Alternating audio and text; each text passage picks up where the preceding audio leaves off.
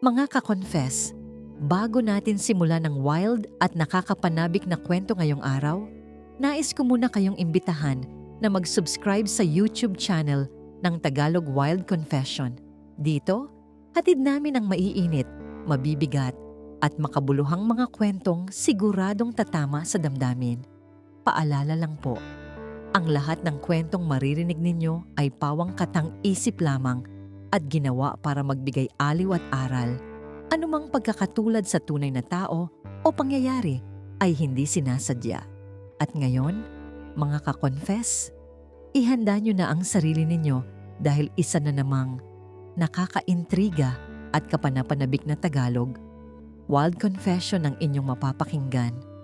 Alam nyo, mga ka-confess, may mga sikretong pilit nating ibinabaon sa limot, pero ang tadhana mismo ang humuhukay nito para iharap sa atin ang katotohanan. Minsan, ang isang pagkakamali sa dilim ay nagbubunga ng habambuhay na pag-aalinlangan sa liwanag. Gaano nga ba kabigat ang dalhin ang isang lihim habang tinititigan mo ang mga mata ng isang batang walang kamuwang-muwang sa kasalanang nagawa mo? Ihanda ang inyong mga puso dahil ang kwentong ito ay hindi lang basta wild. Ito ay isang paglalakbay sa pagsisisi at paghahanap ng kapatawaran. Simulan na natin. Dear Ate J, tawagin mo na lang akong Mila. Taga Cavite ako at sa loob ng mahabang panahon, ang buhay ko ay tila isang payapang dagat.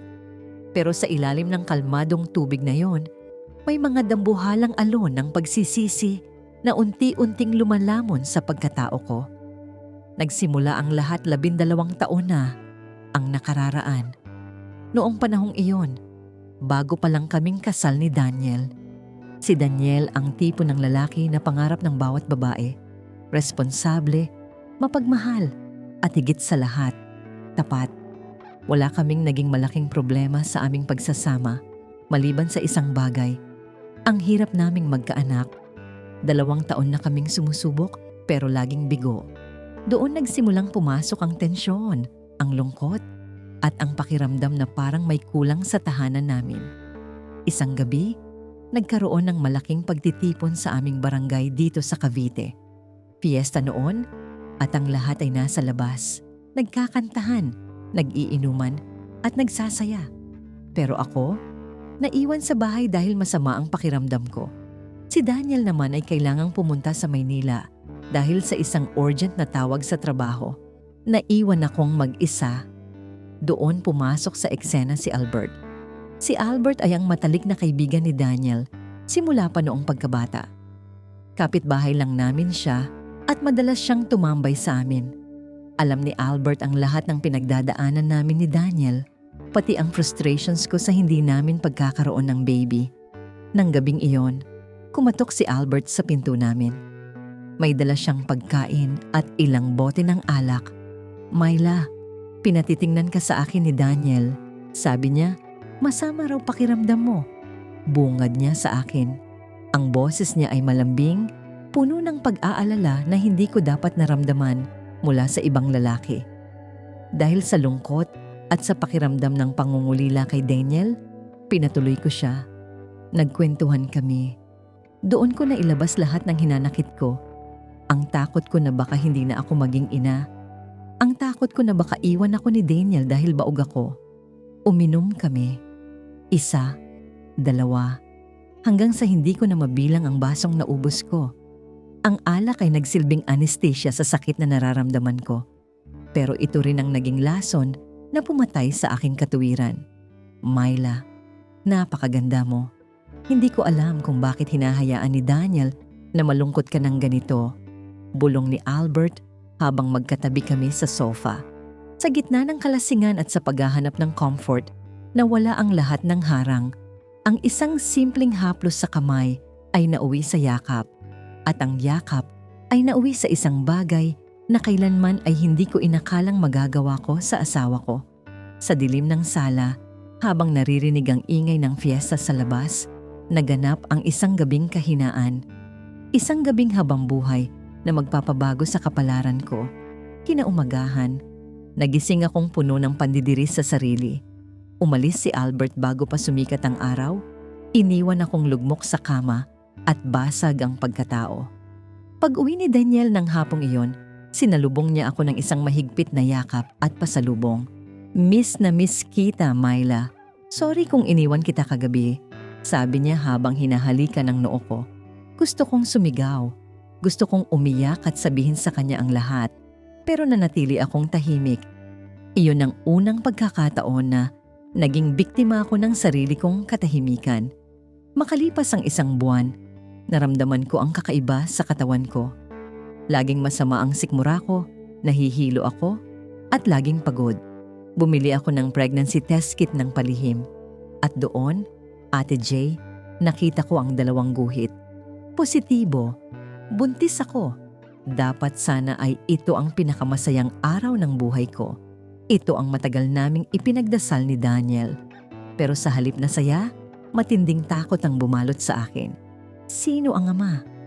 Iyan ang tanong na paulit-ulit na bumubulong sa isip ko. Si Daniel ba na asawa ko? O si Albert na naging bunga ng isang gabing pagkakamali? Nang malaman ni Daniel ang balita, halos magtalon siya sa tuwa. Binuhat niya ako at umiyak siya sa balikat ko. Salamat Panginoon, sa wakas, magkakaanak na tayo. Sigaw niya. Ang buong Cavite yata ay narinig ang saya niya. Pero habang nakayakap siya sa akin, nakita ko sa di kalayuan si Albert. Nakatayo siya sa tapat ng bahay nila, nakatingin sa amin, at may kakaibang emosyon sa kanyang mga mata. Lumipas ang mga buwan ng aking pagbubuntis. Bawat sipa ng bata sa loob ng sinapupunan ko ay tila isang paalala ng aking kasalanan.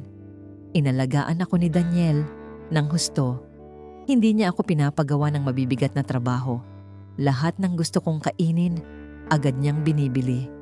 Pero habang lumalaki ang tiyan ko, mas lalo namang lumalalim ang pagdududa ni Albert. Madalas kaming magkita ni Albert kapag wala si Daniel. Isang araw, hinarang niya ako sa kusina habang naghuhugas ako ng pinggan.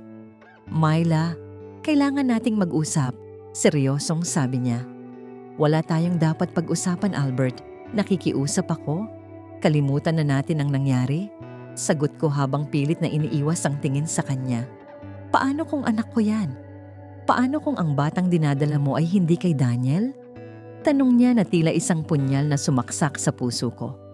Anak ito ni Daniel. Huwag kang mag-isip ng kung ano-ano. Pasigaw kong sagot.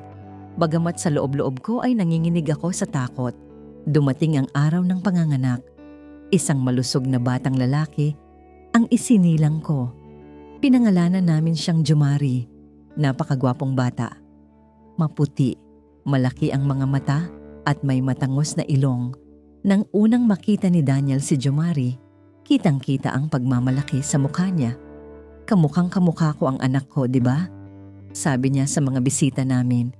Pero Ate Jay, habang lumalaki si Jomari, unti-unting lumalabas ang mga katangian na hindi kay Daniel. Ang hugis ng mukha niya, ang paraan ng pagngiti niya, at maging ang hilig niya sa musika ay unti-unting nagpapaalala sa akin kay Albert. Bawat taon na lumilipas, ang mukha ni Jomari ay nagsisilbing salamin ng aking kataksilan. Naging malapit si Jomari kay Tito Albert niya. Hindi ko sila mapaghiwalay. Minsan, nahuhuli ko silang dalawa na naglalaro sa bakuran.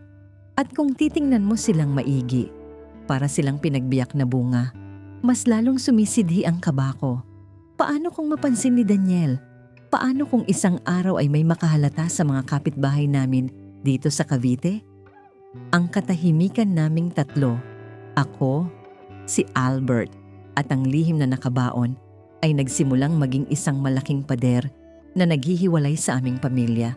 Si Daniel ay patuloy na nagtatrabaho ng maigi para kay Jomari. Ibinibigay ang lahat ng luho at pangangailangan ng bata nang hindi nalalaman na baka ang batang tinatawag niyang anak ay dugo at laman ng kanyang matalik na kaibigan.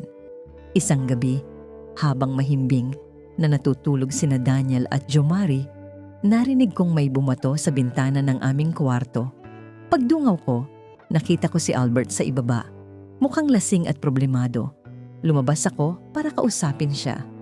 Albert, anong ginagawa mo rito? Gabi na, bulong ko. Myla, hindi ko na kaya. Bawat titig ko kay Jomari, nakikita ko ang sarili ko. Anak ko siya, Myla. Alam ko sa puso ko na anak ko siya. Naiiyak niyang sabi. Tumigil ka na, Albert. May pamilya na kami. Masaya si Daniel. Huwag mong sirain ang lahat. Sagot ko habang pilit na pinipigilan ang sarili kong maiyak. Pero paano naman ako? Paano ang karapatan ko bilang ama? Hahayaan ko na lang ba na lumaki ang anak ko na tinatawag na tatay ang ibang tao? Doon ko naramdaman na ang mundong binuo ko sa ibabaw ng kasinungalingan ay unti-unti nang nagkakagulo. Ang bata na dapat ay simbolo ng aming pagmamahalan ni Daniel ay naging biktima ng aming katahimikan at ng isang pagkakamaling hindi ko na kayang bawiin. Sa paglipas ng mga taon, habang lumalaki si Jomari, lalong naging mahirap para sa akin ang itago ang katotohanan. Si Jomari ay naging isang bibo at gwapong bata, ngunit bawat kilos niya ay tila replika ni Albert.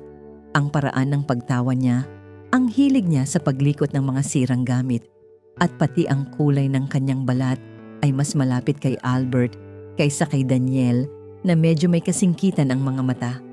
Isang hapon, habang naglilinis ako ng bakuran dito sa aming bahay sa Cavite, narinig ko ang usapan ng mga kapitbahay namin sa labas ng gate. Hindi nila alam na naroon ako sa likod ng malalaking halaman. Napansin mo ba si Jomari? Parang hindi namang kamukha ni Daniel, no? Pero kay Albert, kung tumayo at maglakad, akala mo pinagbiyak na bunga. Bulong ng isang kapitbahay. Hayaan mo na. Baka naman sa paglilihi lang yan. Alam mo naman si Myla, dikit na dikit kay Albert noong buntis siya dahil laging wala si Daniel. Sagot naman ng isa pa. Nanigas ako sa kinatatayuan ko. Ang mga bulong-bulungan na kinakatakutan ko ay nagsisimula ng kumalat. Mabilis akong pumasok sa loob ng bahay at doon ko inabutan si Daniel na karga-karga si Jomari. Nakikipaglaro siya sa bata. Punong-puno ng pagmamahal ang kanyang mga mata. Sa tuwing nakikita ko ang ganoong eksena, nadudurog ang puso ko. Pakiramdam ko ay ninanakawan ko si Daniel ng karapatang malaman ang totoo at ninanakawan ko rin si Jomari ng kanyang tunay na pagkakakilanlan.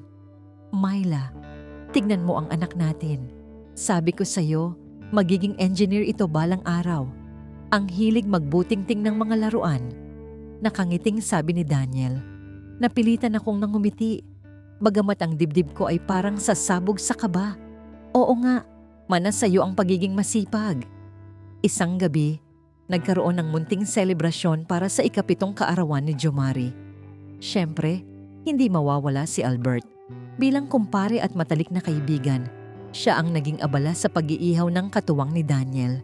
Pero napapansin ko ang madalas na pagtitig ni Albert kay Jomari. May halo itong pangungulila at pagmamalaki. Habang nagkakasiyahan ang lahat, uminom ng uminom si Albert. Alam ko ang ugali niya kapag nalalasing.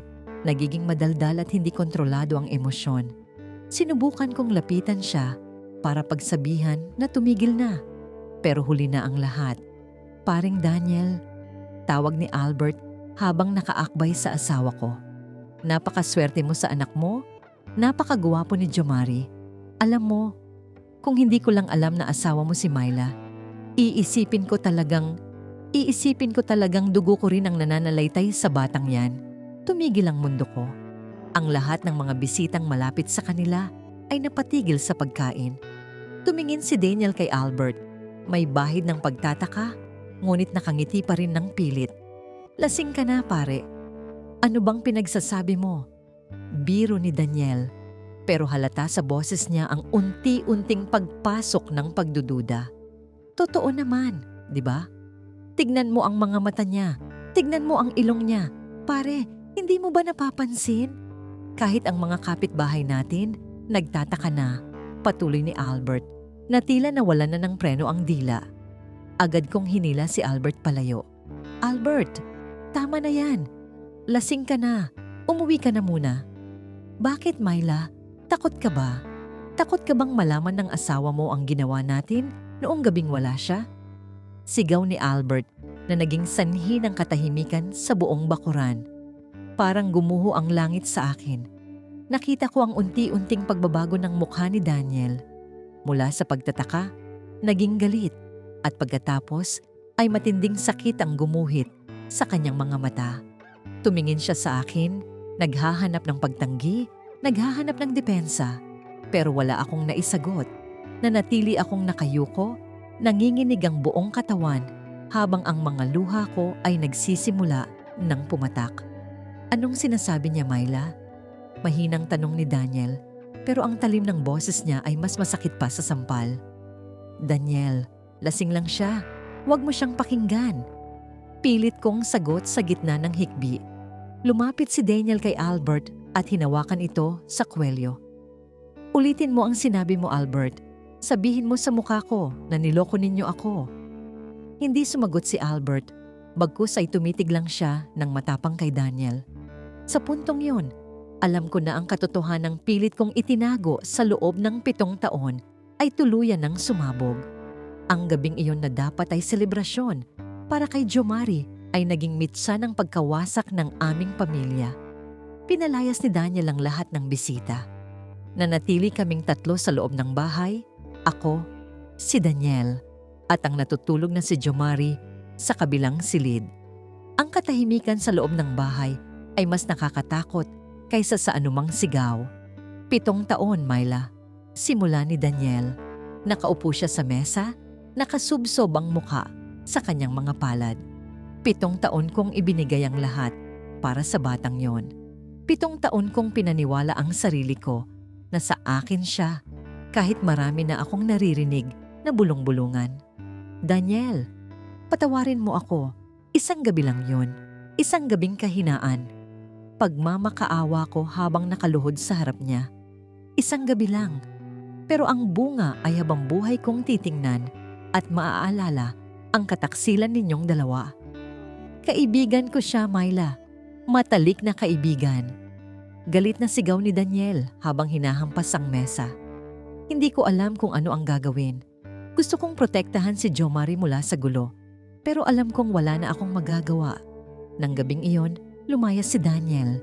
Hindi siya umuwi ng ilang araw. Naiwan ako sa bahay kasama si Jomari na laging nagtatanong kung nasaan ang kanyang tatay. Mama, bakit po wala si Papa? Bakit po umiyak kayo? Tanong ni Jomari habang hinahaplos ang mukha ko. Paano ko sasabihin sa isang 7 taong gulang na bata na ang taong kinikilala niyang ama ay baka hindi na bumalik dahil sa kasalanan ko? At paano ko sasabihin na ang Tito Albert niya ay baka siya palang tunay niyang ama? Makalipas ang 1 linggo, bumalik si Daniel. Pero hindi na siya ang dating Daniel na kilala ko. Malamig na ang kanyang mga mata. May dala siyang mga papel, mga form para sa DNA test. Gusto kong malaman ang totoo, Myla. Hindi ako papayag na mabuhay sa pag-aalinlangan habang buhay. Kapag lumabas ang resulta at napatunayang hindi ko siya anak, hindi ko alam kung ano ang magagawa ko. Banta niya. Sumailalim kami sa test. Ang mga araw na paghihintay sa resulta ay ang pinakamahabang mga araw sa buhay ko. Hindi ako makakain. Hindi ako makatulog. Si Albert naman ay pilit na lumalapit. Gustong tumulong. Pero lalo lang nitong ginagatungan ang galit ni Daniel. Isang hapon, dumating ang sobre. Hawak ni Daniel ang papel, nanginginig ang kanyang mga kamay habang binubuksan ito. Binasa niya ang bawat salita, bawat porsyento. Pagkatapos, dahan-dahan niyang ibinaba ang papel sa mesa at tumingin sa akin nang may halong puot at lumbay. Myla, 0% probability of paternity, bulong niya. Naramdaman ko ang paghinto ng tibok ng puso ko. Ang kumpirmasyon ay narito na. Si Jomari ay hindi anak ni Daniel. Umalis na kayo. Ngayon din, sabi ni Daniel sa isang napakatahimik ngunit determinadong boses. Daniel, parang awa mo na. Saan kami pupunta? Anak mo pa rin siya sa puso mo, di ba? Pagmamakaawa ko. Anak? Paano ko siya ituturing na anak kung sa tuwing titingnan ko siya, ang mukha ng traidor na kaibigan ko ang nakikita ko? Lumayas kayo, bago ko pa makalimutan na minahal kita. Habang nag-e-empake ako ng mga gamit namin ni Jomari, pumasok ang bata sa kwarto. Bit-bit niya ang paborito niyang laruan na ibinigay ni Daniel noong Pasko. "Mama, aalis na po ba tayo? Sasama po ba si Papa?" tanong ni Jomari. Walang kamuwang-muwang sa katotohanang wumasak sa aming lahat. Hindi ko na mapigilan ang hagulhol ko. Niyakap ko ng mahigpit si Jomari. Sa labas ng bahay, naghihintay si Albert. Alam niyang ito na ang pagkakataon niya. Pero para sa akin, ito na ang simula ng isang mas malaking kalbaryo. Dinala kami ni Albert sa isang maliit na paupahan sa kabilang bayan dito rin sa Cavite. Sinubukan niyang magpakatatay kay Jomari, pero ang bata ay laging naghahanap kay Daniel. Ayaw niyang lumapit kay Albert. Tinatawag niya itong tito at tinatanong kung kailan sila uuwi sa kanilang totoong bahay. "Jomari, ako na ang bahala sa inyo ng mama mo ngayon," sabi ni Albert isang gabi habang naghahapunan kami. "Hindi ikaw ang papa ko. Gusto ko kay Papa Daniel. Iuwi mo kami doon." Sigaw ni Jomari bago tumakbo sa kwarto at nagkulong. Tumingin sa akin si Albert, punong-puno ng frustration. "Myla, kailangan nating sabihin sa kanya. Kailangan niyang malaman na ako ang tunay niyang ama." "Hindi pa siya handa, Albert. Gulo-gulo na ang isip ng bata. Huwag mo nang dagdagan," sagot ko. Pero hindi nakinig si Albert. Isang araw, habang wala ako dahil bumili ng groceries, kinausap niya si Jomari. Sinabi niya ang lahat. Sinabi niya ang tungkol sa gabing iyon, tungkol sa dugo, at tungkol sa kung bakit kami pinalayas ni Daniel. Pag-uwi ko, nadatnan ko si Jomari na nakaupo sa sulok, nakatulala at hindi kumikibo. Nang makita niya ako, tumayo siya at tumingin sa akin nang may galit na hindi ko inakalang makikita ko sa isang 7 taong gulang. "Sinungaling ka, Mama. Galit ako sa inyo ni Tito Albert. Gusto ko kay Papa." Simula noon, naging malayo ang loob ni Jomari sa akin. Naging biktima siya ng aming mga lihim at pagkakamali. Pero ang hindi namin alam, ang galit ni Daniel ay hindi pa natatapos sa pagpapalayas sa amin. Isang gabi, habang mahimbing kaming natutulog, narinig namin ang malakas na pagbagsak ng pinto sa ibaba. May dalang baril si Daniel, lasing na lasing, at ang mga mata ay nanlilisik sa galit. "Albert, lumabas ka riyan. Hayop ka, kinuha mo na ang lahat sa akin." Sigaw niya na bumasag sa katahimikan ng gabi. Nanginginig ang buong katawan ko habang yakap-yakap si Jomari sa loob ng kwarto. Ang bawat sigaw ni Daniel sa labas ay tila kulog na nagpapayanig sa munti naming tinitirhan. Si Albert naman, bagamat bakas ang takot sa mukha, ay tumayo at kinuha ang isang mabigat na kahoy sa gilid ng pinto. "Myla, huwag kayong lalabas. Ako ang haharap sa kanya," determinadong sabi ni Albert. "Huwag, Albert. May baril siya. Daniel, parang awa mo na. Umuwi ka na." Pagsusumamo ko habang humihikbi, pero tila bingi na si Daniel sa anumang pakiusap. Biglang bumukas ng malakas ang pinto ng kwarto. Tumambad sa amin si Daniel. Magulo ang buhok, basa ng ulan ang damit, at ang mga mata ay punong-puno ng luhang humahalo sa galit. Itinutok niya ang baril kay Albert. "Pinagkatiwalaan kita, Albert. Itinuring kitang kapatid. Pero anong ginawa mo? Ninakaw mo ang asawa ko, ninakaw mo ang pamilya ko, at pati ang bata na inakala kong sa akin. Kinuha mo rin." Sigaw ni Daniel. Ang boses niya ay basag na basag. Punong-puno ng hinagpis na 7 taon niyang kinimkim. "Daniel, ibaba mo yan. Alam nating pareho na nagkamali kami, pero huwag mong idaan sa dahas," sagot ni Albert habang dahan-dahang lumalapit. Sa gitna ng tensyon, biglang kumawala si Jomari sa yakap ko. Tumakbo siya at humarang sa pagitan ni Daniel at Albert. Ang maliit niyang katawan ay nagsilbing pader sa gitna ng 2 lalaking nag-aaway para sa kanya. "Papa Daniel, wag po," iyak ni Jomari. "Papa, ikaw po ang papa ko. Kahit ano pa ang sabihin nila, ikaw lang ang gusto kong maging papa." Natigilan si Daniel. Ang kamay niyang may hawak ng baril ay nagsimulang manginig nang makita ang mga luhang umaagos sa mukha ni Jomari.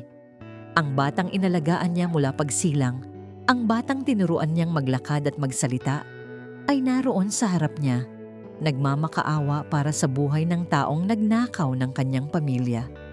Dahan-dahang ibinaba ni Daniel ang baril. Napaluhod siya sa sahig at doon ay humagulgol ng parang bata. Agad siyang nilapitan ni Jomari at niyakap ng mahigpit. Doon ko na-realize, Ate Jay, na kahit gaano kasakit ang katotohanan, ang pag-ibig ng isang ama sa kanyang itinuring na anak ay hindi basta-basta mabubura ng isang pirasong papel ng DNA test. Lumipas ang mga buwan pagkatapos ng gabing iyon. Hindi naging madali ang lahat. Nagpasya kaming maghiwalay na ni Daniel ng tuluyan dahil ang tiwala ay parang basag na salamin na hindi na maibabalik pa. Bumalik si Daniel sa Maynila para magsimulang muli, pero nanatili ang komunikasyon nila ni Jomari. Tuwing Sabado at Linggo, sinusundo niya ang bata para magbonding. Si Albert naman ay nanatili sa tabi namin. Sinusubukang bumawi at gampanan ang papel niya bilang tunay na ama. Pero hanggang mga ngayon, Tito Albert pa rin ang tawag sa kanya ni Jomari. Tinanggap na ni Albert na bagamat siya ang nagbigay ng buhay, si Daniel ang nagbigay ng kahulugan sa pagiging ama para sa bata. Ako, hanggang ngayon ay daladala ko pa rin ang bigat ng pagsisisi. Ang isang gabing kahinaan ay nagresulta sa pagkawasak ng isang pangarap. Ngunit sa tuwing nakikita ko si Jomari na masaya at tanggap ang sitwasyon, natututunan ko ring patawarin ang sarili ko ng unti-unti. Ang katotohanan ay masakit, pero ito lang ang magpapalaya sa amin mula sa anino ng nakaraan. Mga ka-confess, at diyan na nagtatapos ang ating kwento. Yan ang kwento ni Myla, isang paalala na ang bawat desisyon natin sa buhay ay may katumbas na pananagutan, lalo na kung may mga inosenteng buhay na madadamay. Maraming salamat sa inyong walang sawang pakikinig at pagsuporta sa aming mga kwento. Sana ay may napulot kayong aral sa karanasan ni Myla, Daniel at Albert. Hanggang sa susunod nating kwentong Tagalog Wild Confession, kung saan ang bawat lihim ay nabibigyang tinig at ang bawat damdamin ay binibigyang halaga. Muli, huwag niyo pong kalimutang mag-subscribe sa ating YouTube channel ng Tagalog Wild Confession para lagi kayong updated sa ating mga pinakabagong uploads. I-follow at i-like din ang aming Facebook page na Tagalog Wild Confession para sa mas marami pang nakakaintrigang mga kwento at updates. I-share nyo rin ang kwentong ito para mas marami pa tayong maabot na mga ka-confess. Maraming salamat, mga ka-confess. Ingat kayong lahat at hanggang sa muli nating pakikinig. Paalam.